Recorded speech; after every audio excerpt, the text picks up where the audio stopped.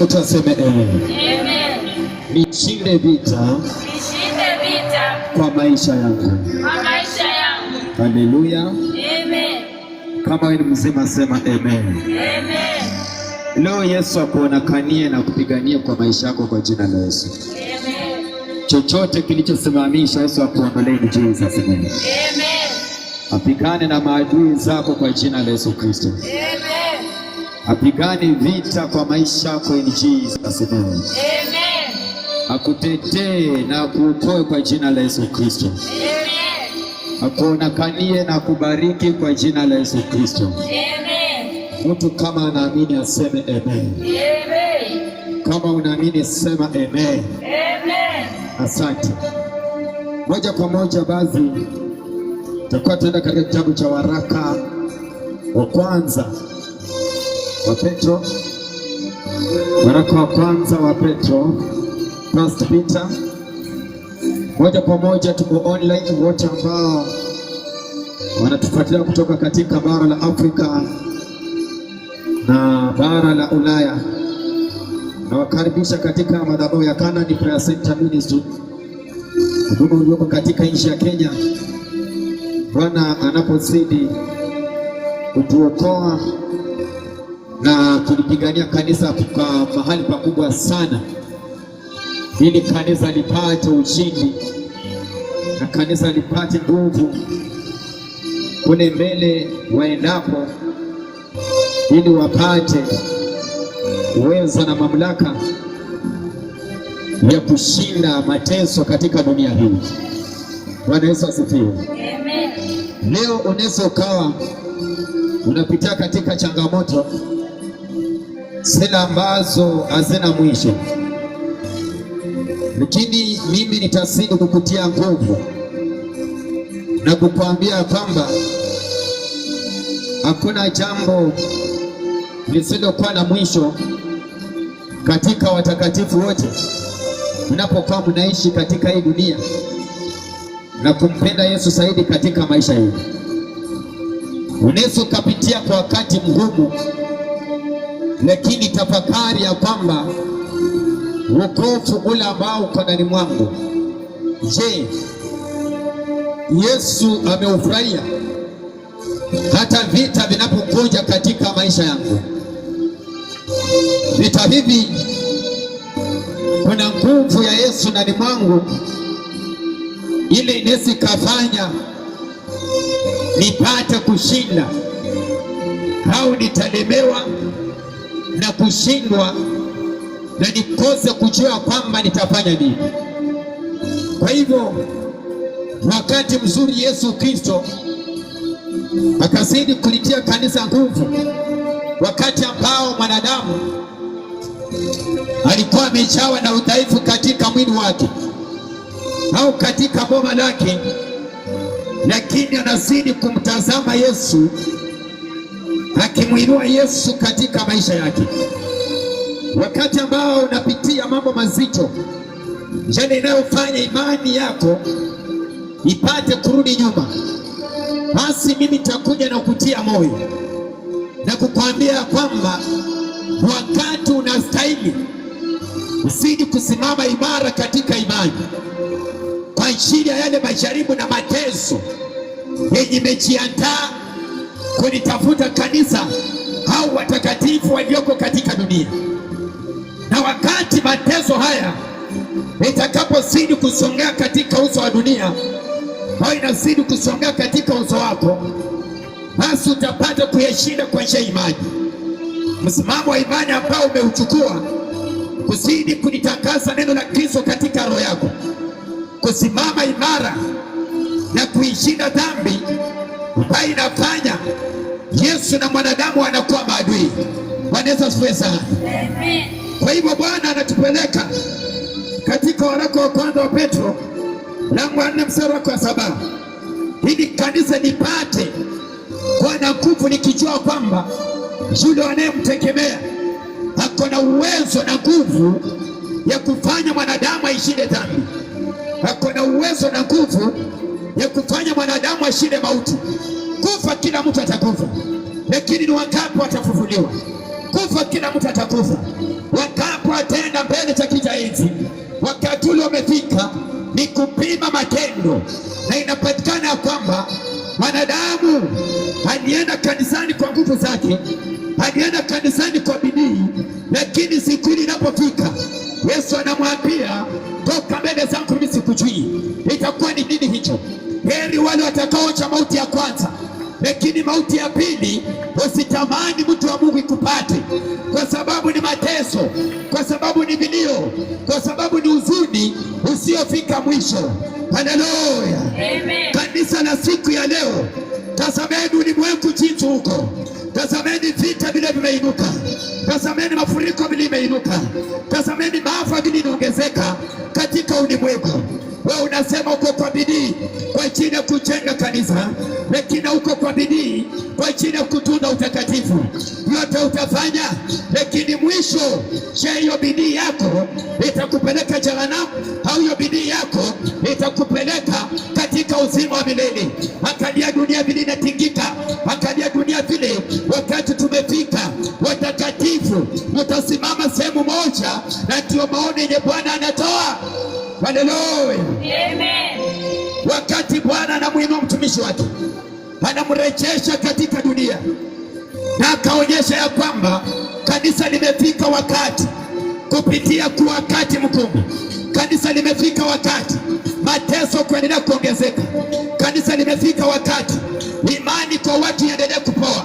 Kanisa imefika wakati imani na maombi yaendelee kurudi chini, na tunaona Bwana akaonyesha jambo moja, akiwa anamleta mtumishi, akamwonyesha tazama ng'ambo ile. Akaona ng'ambo ile vita vimekuwa ni vingi, akamwambia tazama ng'ambo ile. Akaona ng'ambo ile kuna watoto walikuwa wanacheza. Maana yake ni nini?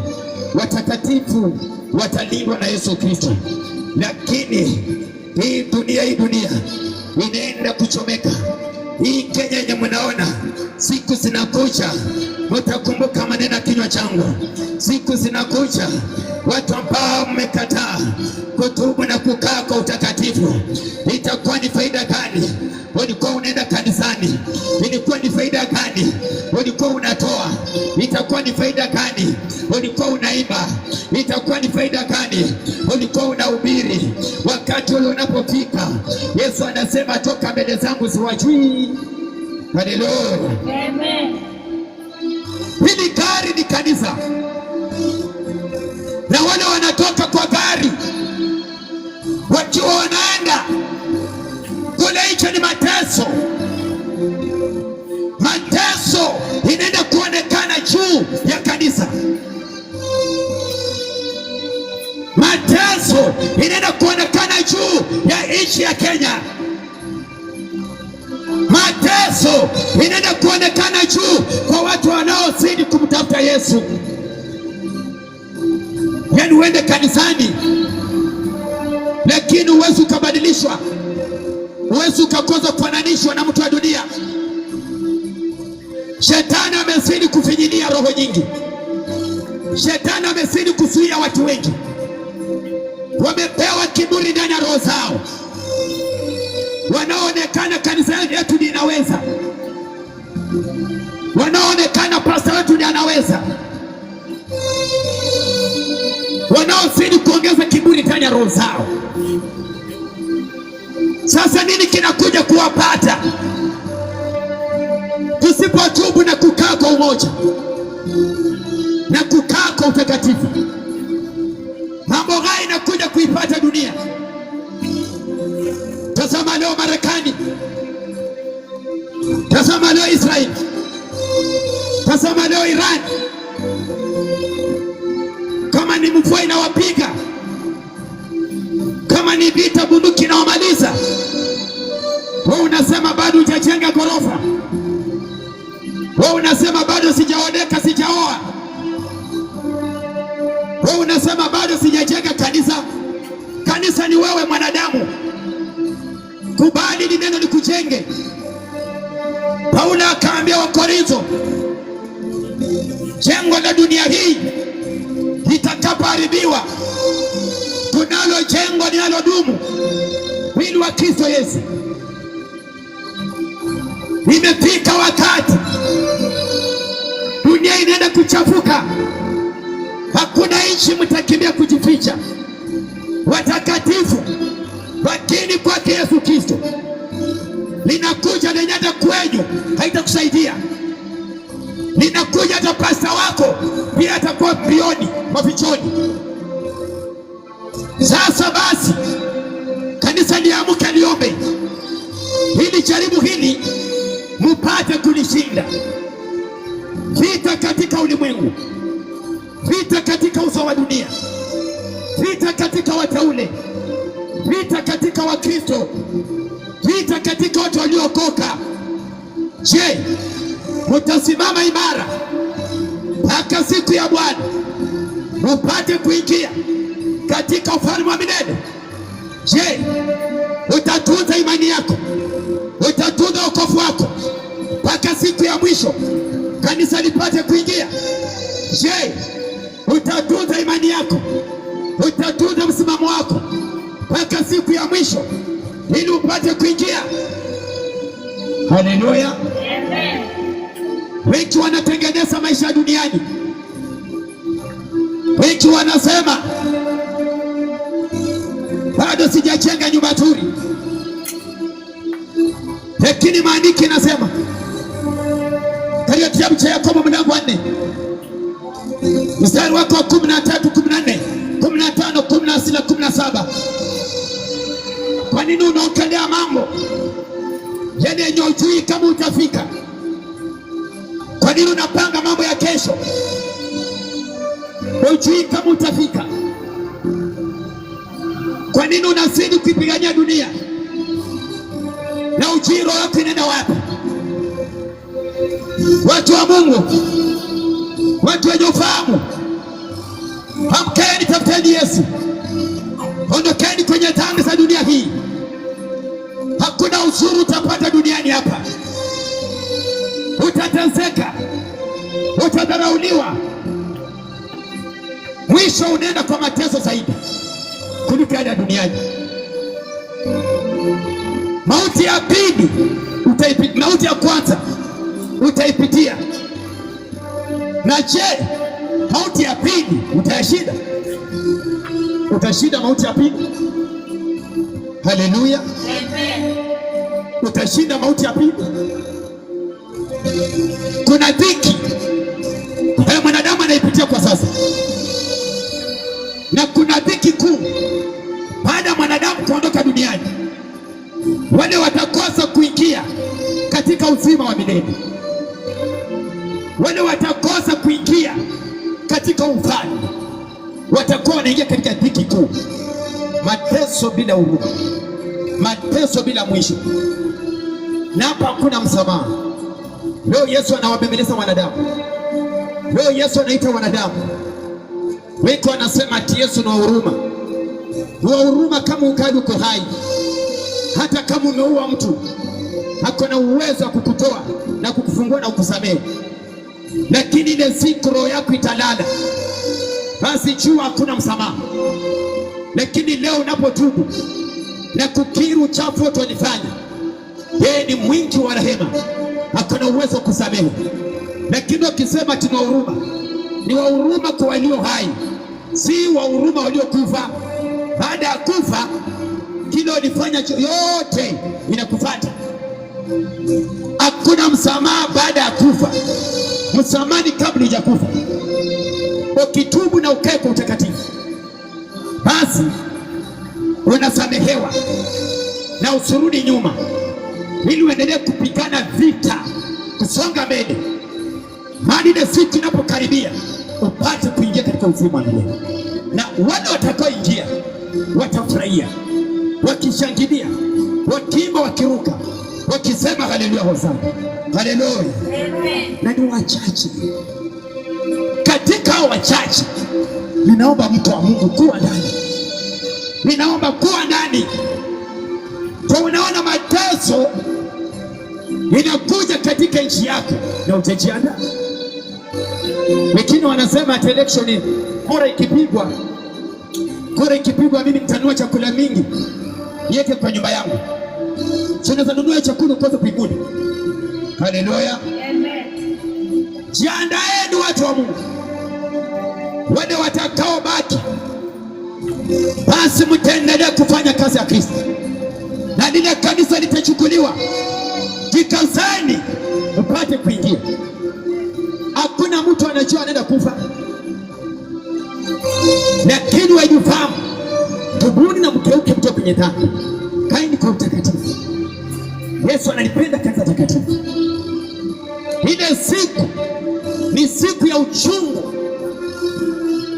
ni siku ya uchungu. Watu wanacheza na wokovu, watu wamechukua wokovu kwa kama raha. Wachungaji wanahubiri injili ya kufanya wapendwe, wanaitiwa vitu vya nyumbani, vitu vya duniani. Pasta wetu wako na nguvu, pasta akikwambia utapona, wakapa mwambua wakakufa.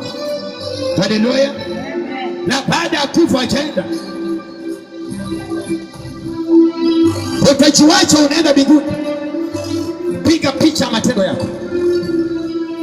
Yesu alipokuja kuhubiri duniani, dunia ikumpenda, wanadamu kumpenda, walikuja wakawa na ufahamu. Baada ya kumuua kama ameenda, wakasema kumbe mtu alikuwa na makosa. Wachungaji ni kufaa tu kona na kuendesha magari mazito na kuahidi wanadamu vitu vya dunia, wasioliandaa kanisa. Na kanisa pia wamechanganyikiwa na yale mafundisho, wameyapenda na wameshikilia. Kumbuka wakati mmoja mama kanisa bwanaka alinunua ng'ombe nyingi na akasema hizi zitasomesha watoto wangu. Baada ya kufanya vitu vyote hivyo, Yesu akamtoa. Silisomesha. Watu wa Mungu, rudieni Mungu. Leo anawabebeleza kwa uchungu na huruma. Leo analia kwa ajili yenu. Wachungaji wa biology wamekuja, wanawatangazia baraka za duniani. Sio vigumu Yesu kubariki watu wake, lakini amenituma ili nikalioshe kanisa, kulitoa kwenye dhambi, ili liingie katika utakatifu. Sema amen. Amen. Wangapi umepigania hii dunia? Wangapi umetunza maisha yenu hapa duniani? Lakini mwisho hamkufaulu vile mlitaka, mliacha duniani. Baada ya kwenda, anarudi anakaa kwa mtoto wako, anarudi anakaa kwa mjukuu, anaenda kuanguka, anauza wewe ni nani? Mimi ni aunti yake. Mtu mwenye ameenda mbinguni hautaisikia hata siku moja anaongea kwa mtu hapa duniani. Utaimuona amerudi, unamuona kwa ndoto. No. Sasa kanisa la duniani, wanadamu wanabembelezwa, lakini wako tayari kwa ajili ya Yesu. Wameokoka. Wokovu wa duniani si wokovu unaofanya Kristo asonge karibu nao. Umeipenda dunia, lakini jua dunia iko na mwisho wake. Utahangaika duniani, baada ya kulala mauti tena unarushwa kwa mateso ya pili. Wewe unasema kwamba atakufa, kila mtu atakufa, kila mtu atakufa, zikata. Lakini baada ya kufa unaenda wapi? Na hiyo kiburi yako, na hiyo maringo yako, baada ya kufa unaenda wapi? Baada ya kufa unaenda wapi? Kanisa la Kenya, kanisa la Uganda, kanisa la Marekani, kanisa la Kongo, baada ya kufa mnaenda wapi?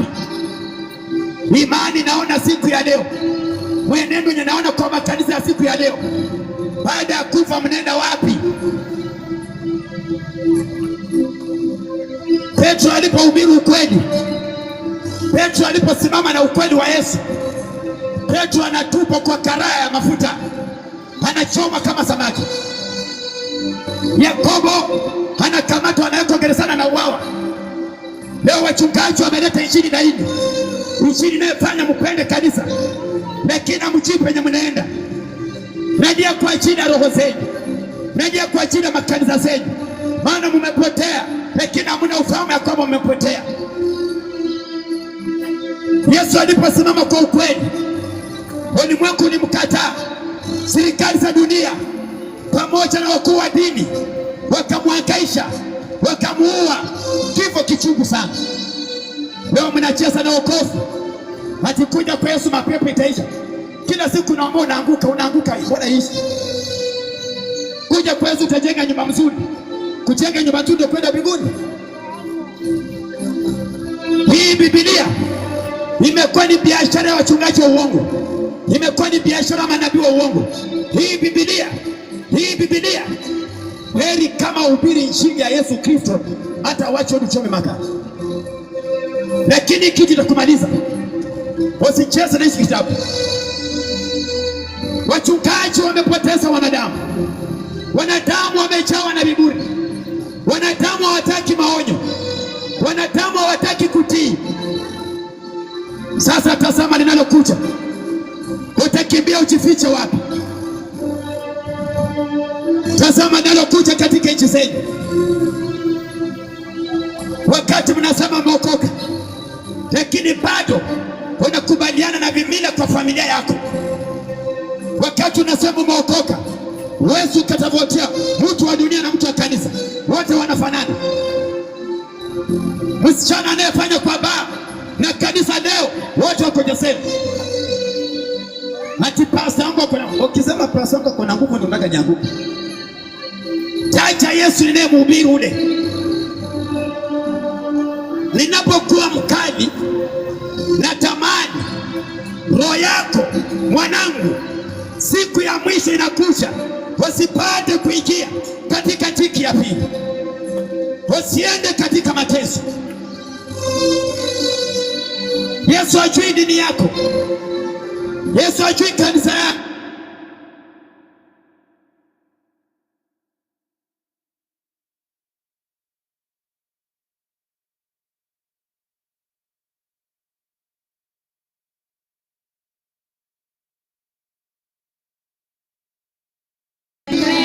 Wanaomwabudu wanastahili kumwabudu katika roho na kweli. Wewe unacheza na wokovu. Wewe unacheza na wokovu. Wewe unacheza.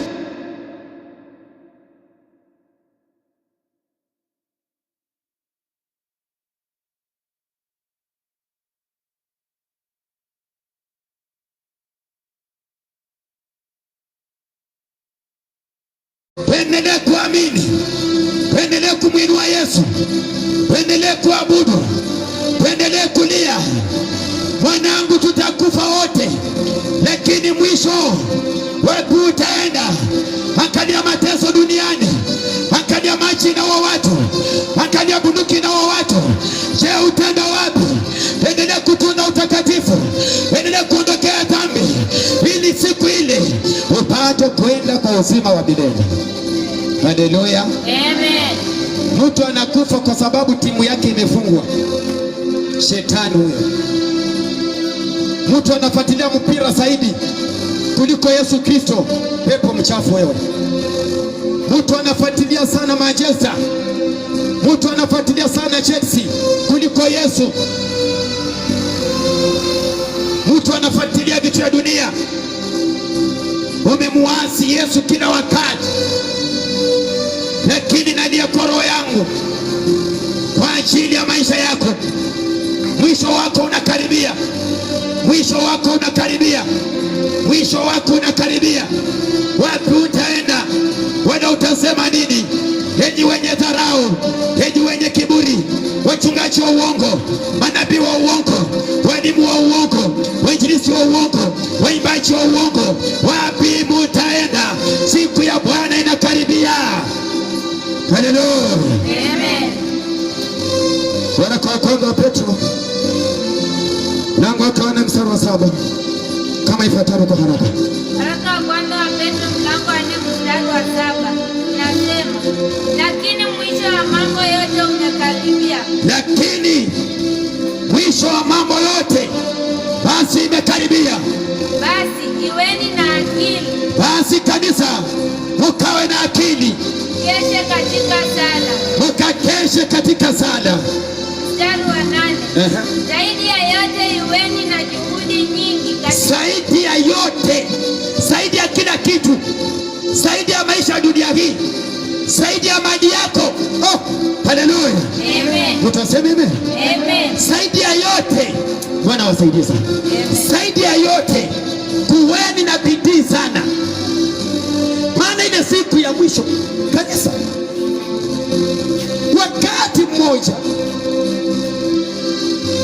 utakapoonenesiwa kwenda katika ndoto, wakati umelala, kwa neema ya Yesu Kristo akakufunulia ziwa la moto, utaokoka, utaokoka, utaokoka, utaokoka. Huu ujinga wenye kwa makanisani, huu ujinga wenye wachungaji wamezoesha wanadamu, huo ujinga ndio unawapeleka motoni.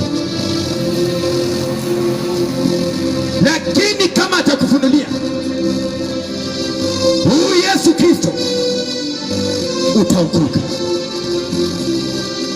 Kuzikwa na watu wengi sio shida, matanga yako kuwa mazuri sio shida, watu kubeba picha za marehemu sio shida, kuwa na umoja na watu duniani sio shida. Shida ni utaenda ile siku inapokaribia.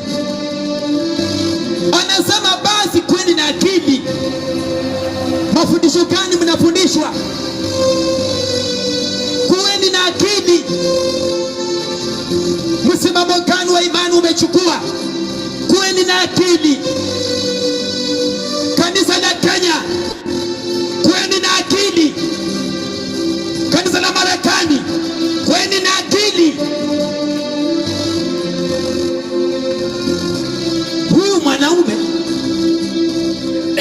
alikubali aibu ili nafsi yako iokolewe.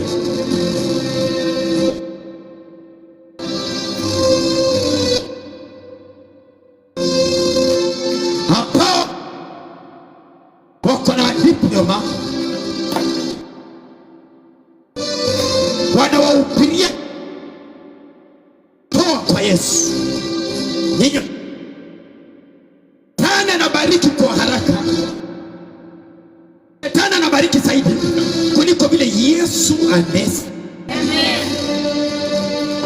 Kumbuka, shetani akamuinua Yesu, akamweka kwa kilima kirefu na akamwambia, kama wewe ndiye muumba wa mbingu, kama wewe ndiye mwana wa Mungu, jirushe chini, maana imeandikwa, malaika watafanya watakushikilia. Yesu akamwambia, imeandikwa, usimjaribu Bwana Mungu wako. Haleluya. Amen. Baada ya kuchoka, akaenda na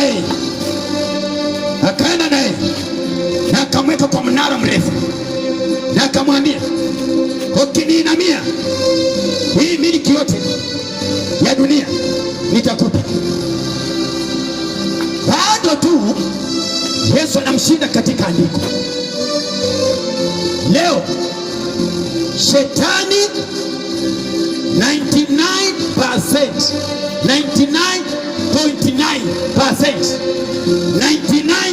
99.9% ni wafuasi wa shetani. 99.9% wachungaji ni wafuasi wa shetani. 99.9. Tumebaki na kapointi kamoja. Haleluya. Amen. Haleluya. Amen. Ni wafuasi wa shetani.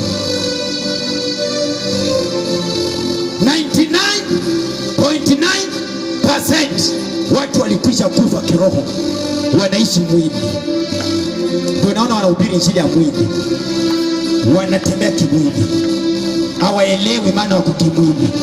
99.9 watu walikufa. Wewe hujui kama ukama labda ulikufa, mwili ndio libaki. Sasa ninatembea tembea kwa dunia, ukifanya dunia, siku ya mwisho watu wakonya wanakuja wanakuzika hapa. Tafadhali tubu na ukauka, utoke kwenye dhambi. Yesu aifufue roho yako, urudi katika nafsi haya. Haleluya. Urudi katika nafsi haya. Mateso yote mnaona katika maisha yenu, ukimjua Yesu Kristo, hata kama ataruhusu mateso, ni ya muda kidogo, na tena lazima upitie ndio ijenge imani yako. Haleluya. Amen. Tuanze 7. Mstari wa 7 inasema, lakini mwisho wa mambo yote umekaribia. Hiyo ni point unafaa weke pale. Ukitoka hapo unaenda, lakini mwisho ya mambo yote imekaribia. Amen. Amen. Basi iweni na akili. Akasema basi vile hayo huo mwisho unakaribia. Sasa kuwe na nini? Akili. Chunguza imani unayofuata. Chunguza imani unayofuata. Je, ni imani inayokuunganisha na vitu vya dunia au ni imani inayokuunganisha na uzima wa milele? Si kila pastor mnaona anahubiri tunadhani ni injili ya Yesu. Hapana. Haya, tuendelee. Mkeshe katika sala. Na akasema baada ya kuwa katika akili, sasa mkeshe katika sala. Mstari wa 8, zaidi ya yote iweni na juhudi nyingi katika kupendana. Zaidi ya yote muwe na bidii sana katika nini? Kupendana. Amen. Amen. Kwa sababu upendano husitiri wingi wa dhambi. Kwa sababu upendano unaifanya dhambi isonge mbali na nyingi.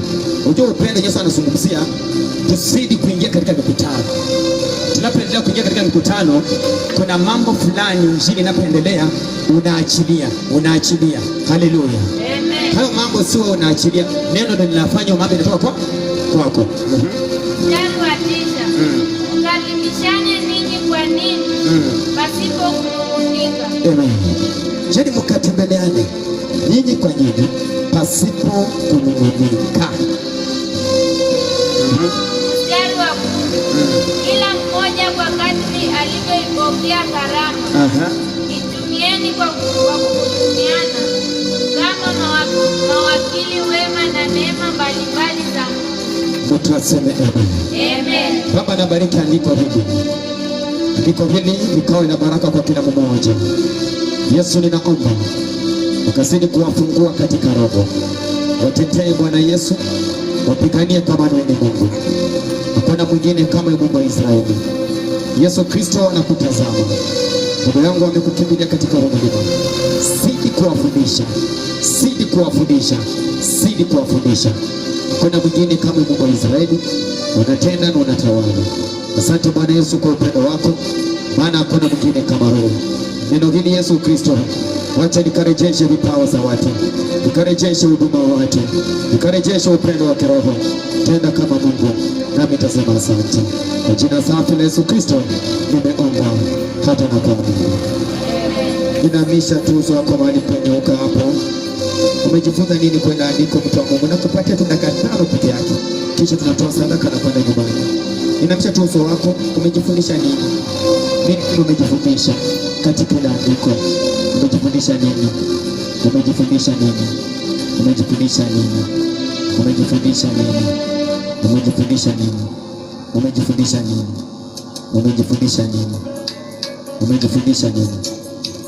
Umejifundisha nini? Fikiria tu dakika 5 tu peke yake. Kama imani itapanda itakuwa imepanda. Inaweza nifuka mahali penye kupanda. Maana Roho Mungu anatupenda.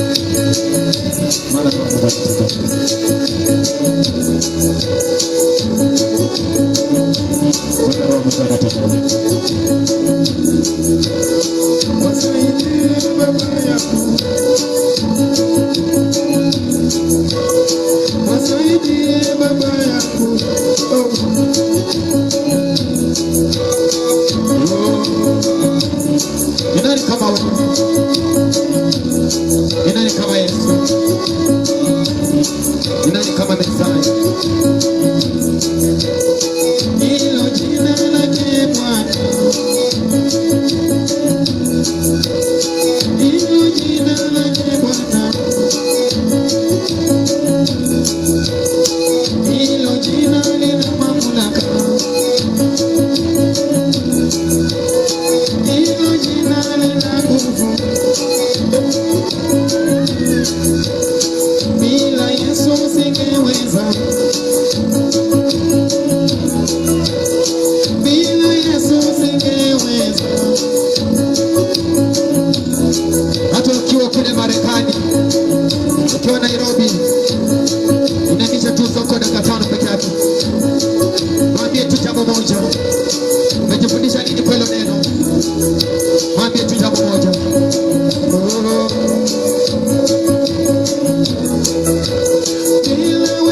Yesu siwezi, bila wewe Yesu siwezi. Nikisema ninaweza najidanganya, nikisema ninaweza najidanganya. Bila wewe Yesu siwezi, bila wewe Yesu siwezi. Nikisema ninaweza najidanganya, nikisema ninaweza najidanganya. Tamka tu hilo jambo, toa tu hilo jambo kwa imani. Nguvu basi natembea leo tu kwa imani, tamka tu kwa imani. Yes. Leo inainuka, leo mtu anainuliwa, mtu anafunguliwa, mtu anasamehewa. In the mighty name of Jesus. Anagusa kila mmoja, anagusa kila roho, anagusa. Mwambie Yesu, nitapa, nimejifunza neno lako, nimejifunza Baba, nirejeshe roho hai, neno lako lisinipite.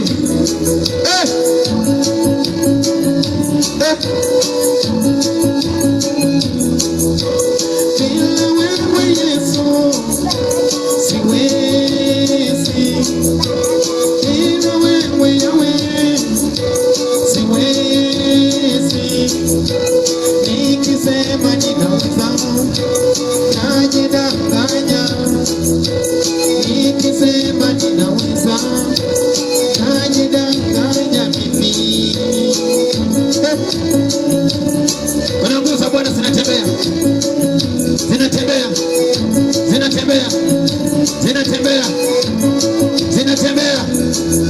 zinawagusa.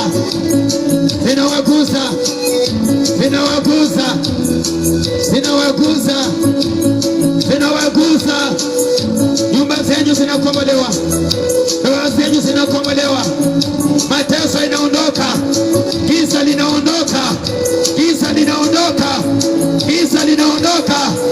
Yesu anarudi.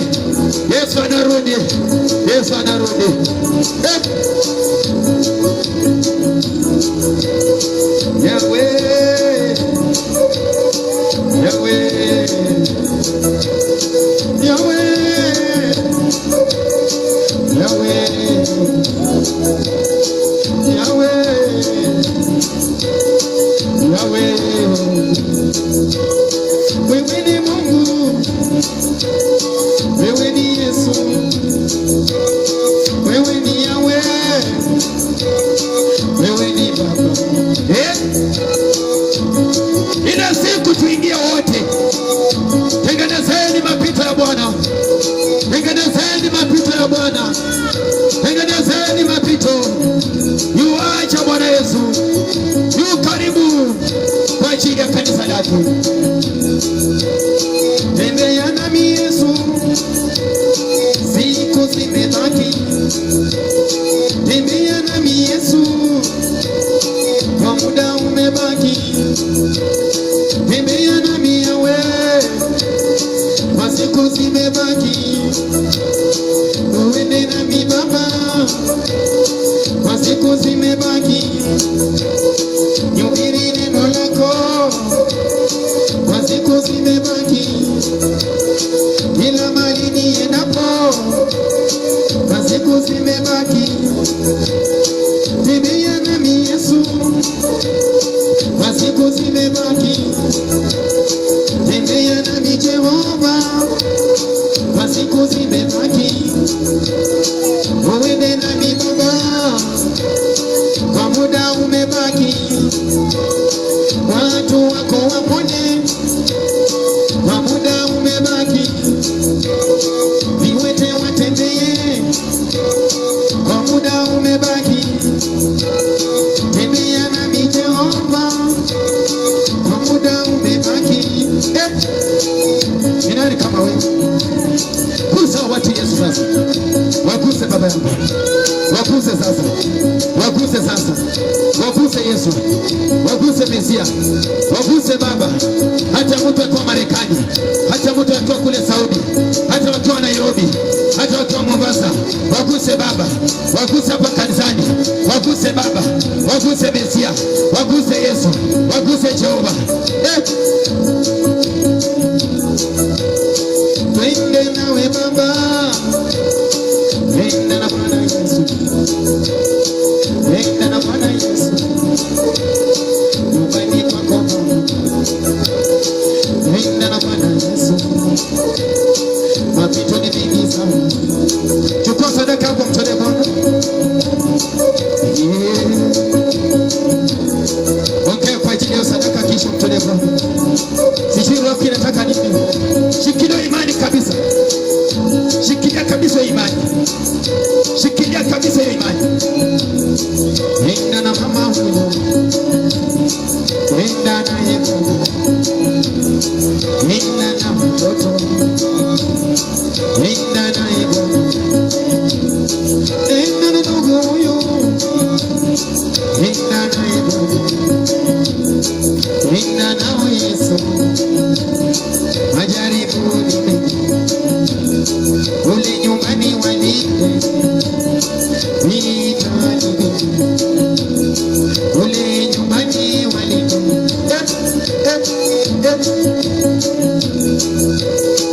Nenda na mama huyo. Nenda na yeye nyumbani. Nenda na ndugu huyo. Nenda na yeye nyumbani. Nenda na mtoto. Nenda na yeye nyumbani. Nenda na mtu huyo. Nenda na yeye nyumbani. Nenda nao Baba. Nenda nao nyumbani. Nenda nao Jehova. Nusu waje Baba. Mulije Baba. Una mwamudu. Una mateso. Mtolee tu Bwana sadaka yako. Yesu aenda nawe kwa madhabahu. Nenda nao Baba. Nenda nao Baba yako. Nenda nao Messiah. Nenda nao Baba. Nenda nao Yesu. Wanapoenda shambani, wanapoenda kazini, wanapoenda Jehova. Nenda nao Baba.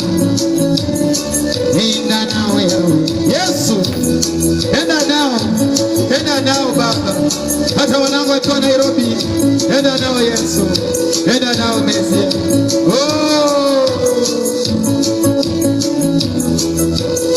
Ni wewe Baba yangu.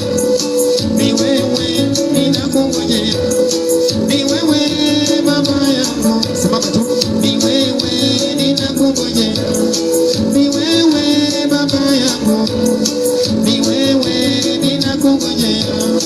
Ni wewe Baba yangu. Ni wewe ninakungojea. Ni wewe unanijua. Ni wewe ninakungojea. Ni wewe tunakungojea. Ni wewe tunakungojea. Watu hawa wanakungojea. Ni wewe wanakungojea. Mama huyu wanakungojea. Ni wewe wanakungojea. Mtoto huyu wanakungojea. Ni wewe wanakungojea. Ni wewe Baba yako. Ni wewe wanakungojea. Ni wewe Jehova Nisi. Ni wewe wanakungojea. Maisha yetu magumu sana. Ni wewe tunakungojea. Tumedharauliwa na watu wa dunia. Ni wewe ninakungojea. Ninaumwa kwa nyumba yako. Ni wewe ninakungojea. Ninaumizwa na wanadamu. Ni wewe ninakungojea. Mama huyu amefika mwisho. Ni wewe anakungojea. Kijana huyu amefika mwisho. ni wewe nakungojea. Dunia hii imefika mwisho, ni wewe tunakungojea. Wazazi wetu wamefika mwisho, ni wewe tunakungojea. Ndugu zetu wamefika mwisho, ni wewe tunakungojea. Dada zetu wamefika mwisho, ni wewe tunakungojea. Ni wewe tunakungojea, ni wewe tunakungojea. Simama na ndugu zetu, ni wewe tunakungojea. Simama na dada zetu, ni wewe tunakungojea. Nyumba zetu zinawaka moto, ni wewe tunakungojea. Nyumba zetu hazina amani, ni wewe tunakungojea. Niende wapi baba yangu? Niende wapi baba yangu?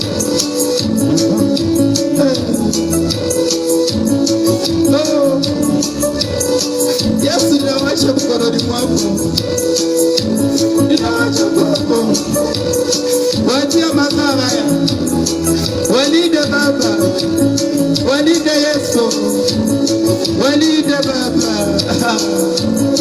Wanapoenda waende na wewe Baba, wanapoenda waende na wewe.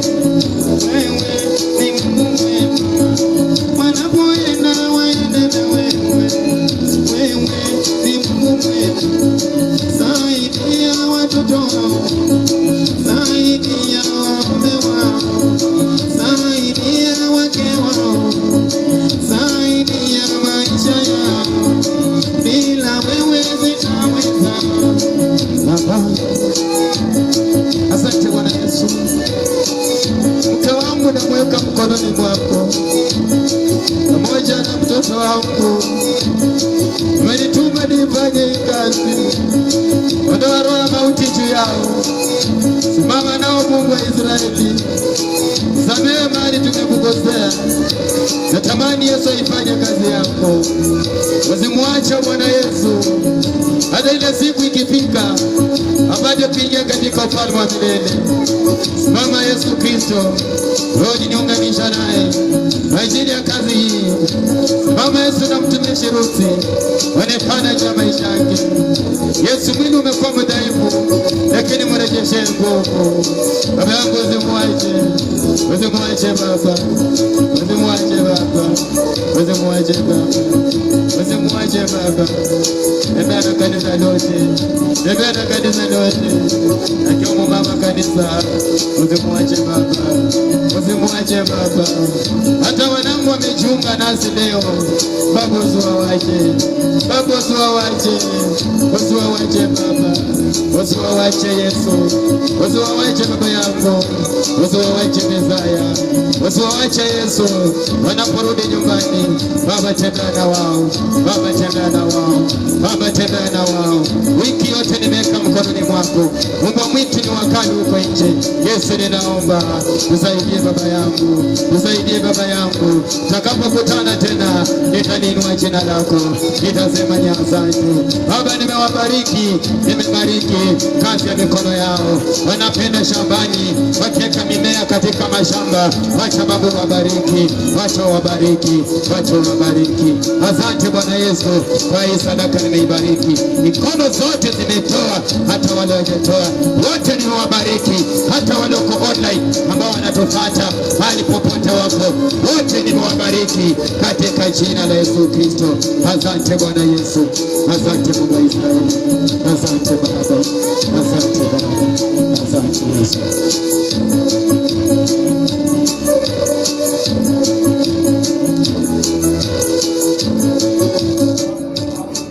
Okay.